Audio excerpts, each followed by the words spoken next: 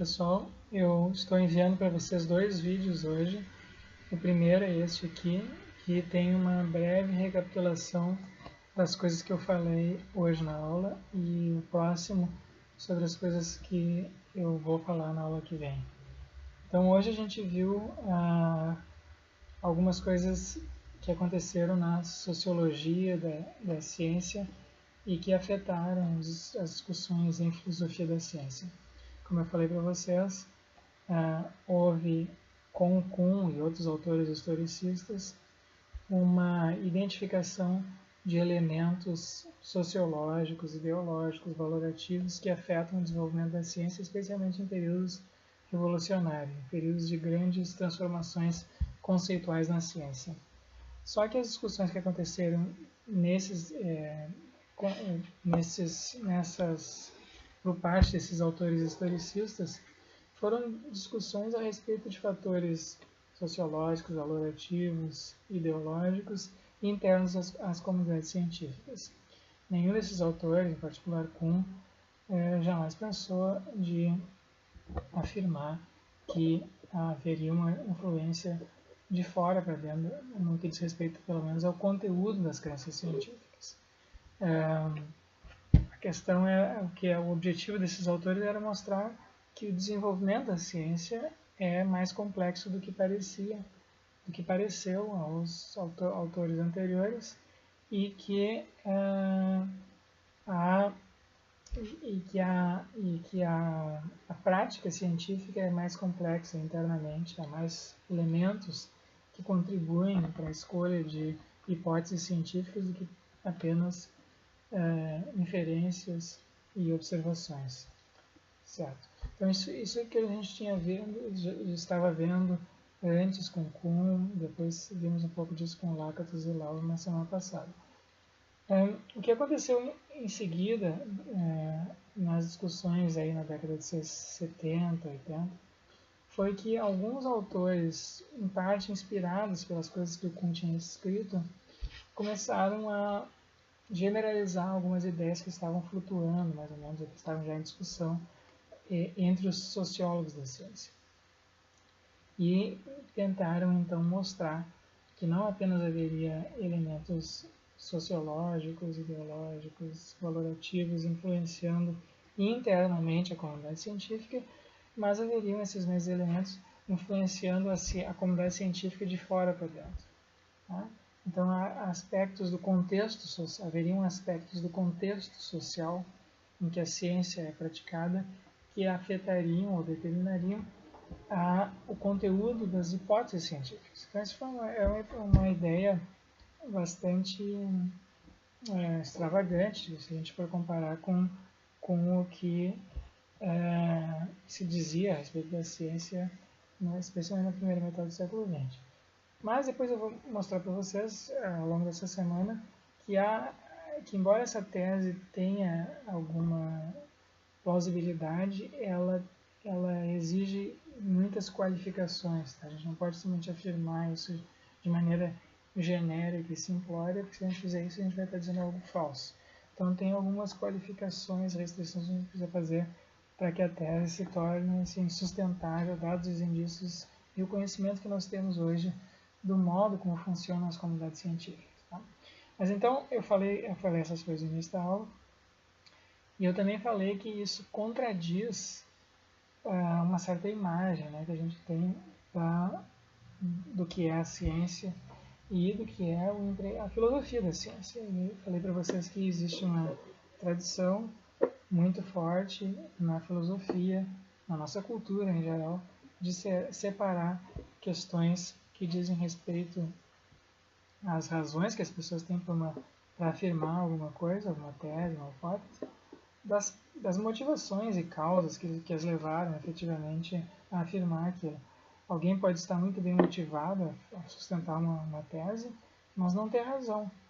E alguém pode não ter motivo algum para dizer o que diz. A tese pode contrariar os seus interesses pessoais e subjetivos, e muitas vezes ele pode ter razão. As coisas não há... A gente tende a acreditar, ou tendeu na nossa cultura, a acreditar que questões que dizem que há certas questões que dizem respeito ao contexto da descoberta, como dizem os positivistas lógicos, ao contexto da afirmação, da postulação de uma hipótese ou teoria, e há outras questões que dizem respeito ao contexto da justificação. E os positivistas lógicos foram muito assim, enfáticos nisso. Eles dizem, o que interessa a epistemologia, o que interessa a teoria do conhecimento, a filosofia, é o contexto da justificação. A gente está interessado em saber se uma tese ou hipótese é verdadeira, se nós temos boas razões para sustentá-la ou afirmá-la. E não interessa a filosofia, a epistemologia, em todo caso, as questões que dizem respeito ao contexto. Essas são questões de psicologia, de sociologia, ou são questões de ordem assim, subjetiva, e não são passíveis, né? Não são objeto, né, de investigação epistemológica ou filosófica. Então essa é a distinção que foi formulada pelos positivistas, mas que é muito que está muito bem ancorada em toda a nossa tradição filosófica, nossa filosofia essa que a gente herdou, vem herdando desde os gregos antigos. Então, eu falei para vocês que essa separação foi em parte questionada pelos desenvolvimentos da filosofia da ciência de cunho historicista, porque não é muito claro, embora a gente possa ainda sustentar uma distinção entre contexto de descoberta e justificação, é evidente que há certos elementos do contexto da descoberta que parecem afetar, pelo menos para os autores historicistas, parecem afetar as escolhas científicas. Né? As grandes mudanças conceituais da ciência são sensíveis aos contextos em que elas se dão. Justamente esse é o ponto do historicismo. Né?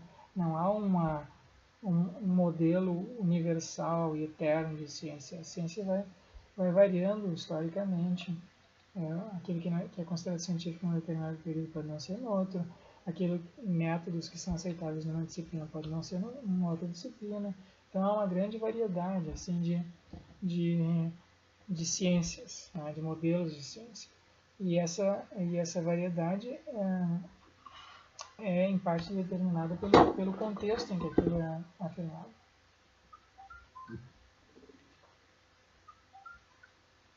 Então, essas diferenças então, sugeriram para os autores historicistas que há limitações sérias a serem impostas na distinção tradicional entre contexto de descoberta e contexto de justificação. A gente pode ainda afirmar que há essa distinção, mas ela precisa ser revista. Tá? Então, esse é um assunto que eu só estou mencionando, eu mencionei já várias vezes, mas eu não vou tratar aqui, se a gente precisaria de uma aula inteira, talvez um semestre inteiro, só para tratar disso daí de maneira adequada. Mas é um assunto interessante e é um objeto de investigação atual para muitos pesquisadores dessa área da filosofia da ciência. Tá? E se alguém tiver interesse, eu posso dar então mais recomendações de leitura e até discutir isso um pouco mais. Mas eu queria agora ir adiante, porque no nosso panorama, né, dos desenvolvimentos da filosofia da ciência nos últimos 100 anos. Então, o que aconteceu em seguida foi que havia esse questionamento, a distinção entre contexto de descoberta e contexto de justificação por parte de autores historicistas foi generalizado na sociologia da ciência pelos autores do chamado Programa Ford de Sociologia da Ciência, Sociologia do Conhecimento. E eles, em parte, generalizaram algumas coisas que já estavam presentes na própria Sociologia da Ciência. Então, existe um grupo de sociólogos do conhecimento, da ciência, no período imediatamente anterior, especialmente nas décadas de 40 e 50, que fazem parte do chamado Programa Velho, certo? Programa Velho em Sociologia do Conhecimento Científico. O nome principal, o autor principal nessa corrente de sociologia é um sujeito chamado Robert Merton. E ele procurou, então, identificar elementos sociais típicos dos grupos científicos, das comunidades científicas. E ele identificou 4 valores principais: o universalismo, o comunitarismo, a atitude desinteressada e o ceticismo organizado. Eu mencionei isso para vocês em aula hoje. A gente tende a desconsiderar ou valorizar, enquanto está praticando ciência, a gente tende a valorizar não os atributos pessoais ou o grupo social do pesquisador, mas o que ele está dizendo. A gente tende, portanto, a valorizar não o contexto de onde está vindo aquilo, aquela hipótese, aquela pesquisa, mas o seu conteúdo. Esse é o que o Robert Merton chama de universalismo. A segunda característica é o que ele chama de comunitarismo. A ideia de que hipóteses e teorias pertencem à comunidade e não a indivíduos. Se alguém apresenta uma hipótese qualquer e depois publica, essa hipótese pode ser usada por qualquer um. Essa é uma situação diferente, por exemplo, do que acontece no desenvolvimento de novas tecnologias. No desenvolvimento de novas tecnologias, imediatamente após a invenção, aquilo é patenteado e o uso então fica restrito para quem paga os royalties, né, ou compra a patente. Mas é diferente na ciência. Qualquer um pode usar a teoria da evolução de Darwin, por exemplo. Pode desenvolvê-la, modificá-la, tentar mostrar que ela é falsa, enfim. Não há nenhuma restrição, a gente não paga nada de fazer isso, certo? Então são atitudes bem diferentes, ou valores bem diferentes que predominam na comunidade científica e na comunidade dos inventores da tecnologia. Em terceiro lugar, o Merton sustentou que há uma atitude desinteressada por parte dos cientistas. O cientista não tem por meta ganhos pessoais, não tem por meta, por exemplo, a riqueza ou a fama. Embora ele possa alcançar essas coisas, mas essa não é a meta dele. A meta dele é desinteressada, ele está contribuindo, ele pode ser um cientista bem sucedido sem jamais alcançar nenhuma nem riqueza nem fama. Ele pode ser muito, ele pode ser bem sucedido pelos padrões internos da comunidade científica, quer dizer, ele pode ser um excelente cientista sem jamais ter sido conhecido pelo público, ou jamais ter ganhado dinheiro fazendo o que ele fez. As pesquisas dele podem não dar dinheiro nenhum, nem fama, nem por isso ele deixa de ser bem sucedido. Em quarto lugar, existe um ceticismo organizado por parte da comunidade científica. Os cientistas em geral tendem a receber novas hipóteses com ceticismo, quer dizer, eles duvidam, eles põem em dúvida. Não é nada é aceito com base na confiança, não é porque alguma hipótese foi apresentada por alguém muito famoso ou muito respeitado que essa hipótese é verdadeira. A atitude inicial sempre é cética. Então, o Merton identificou esses valores nas comunidades científicas, descreveu mais algumas coisas, ele descreveu um sistema de recompensas na comunidade científica, que é o reconhecimento dos pares, depois discutiu alguns limites para isso, efeitos perniciosos que esse sistema de recompensas pode ter. Nós já vimos alguma sala de aula, que a busca pelo reconhecimento dos pares pode levar à fraude, ao plágio, à calúnia, à difamação, enfim, há certas restrições. Mas esse sistema do Merton, então, essas considerações do Merton foram depois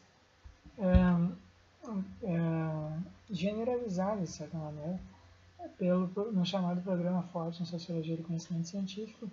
O texto que eu passei para vocês de David Bloor é um caso disso, uma espécie de manifesto, e em que eles propõem 4 princípios básicos.